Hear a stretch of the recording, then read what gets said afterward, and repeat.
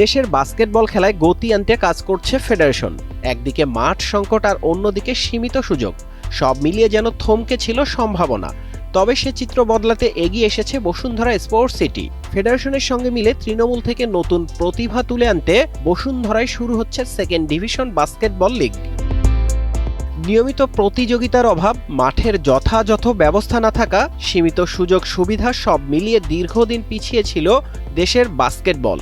তবে সেই স্থবিরতা কাটিয়ে নতুন স্বপ্ন দেখছে বাংলাদেশ বাস্কেটবল ফেডারেশন। নতুন এই স্বপ্নকে বাস্তবে রূপ দিতে পাশে দাঁড়িয়েছে বসুন্ধরা স্পোর্টস সিটি।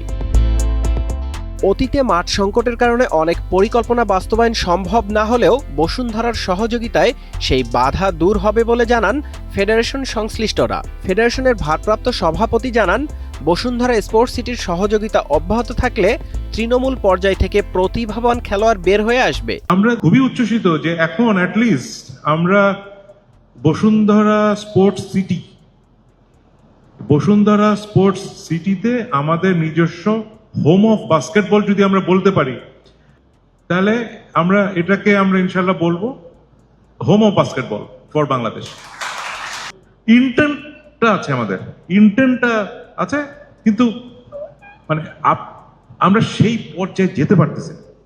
তো যেতে হলে এই বসুন্ধরার মতো স্পন্সরশিপ লাগবে, এরকম একটা স্পোর্টস সিটি লাগবে, অথবা ওনারা বলবে ভাই এখানে শুধু বাস্কেটবলই হবে, এখানে ভলিবলও হবে না, এখানে কাবাডিও হবে না, তোমরা শুধুই বাস্কেটবল খেলবা।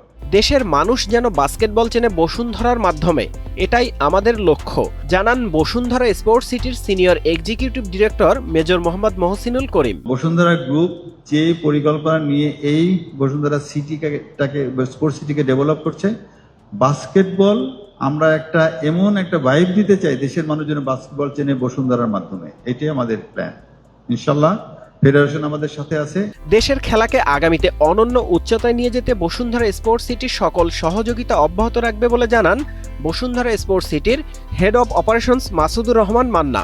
যেন আমরা 5 বছর 10 বছর পরে গিয়ে বলতে পারি যে বসুন্ধরা স্পোর্টস সিটি থেকে উঠে আসা প্লেয়ারগুলোই বিভিন্ন স্পোর্টসে বাংলাদেশকে রিপ্রেজেন্ট করছে বিভিন্ন জায়গায়, বিভিন্ন অঙ্গনে। বসুন্ধরা স্পোর্টস সিটির আধুনিক উডেন বাস্কেটবল কোর্টে শুরু হওয়া সেকেন্ড ডিভিশন লিগ বাস্কেটবল চলবে আগামী 13 তারিখ পর্যন্ত। দেশের একমাত্র আন্তর্জাতিক মানের এই উডেন কোর্টে অনুষ্ঠিত হবে পুরো আসর। আহাদ সাগর, বাংলা নিউজ 24, ঢাকা।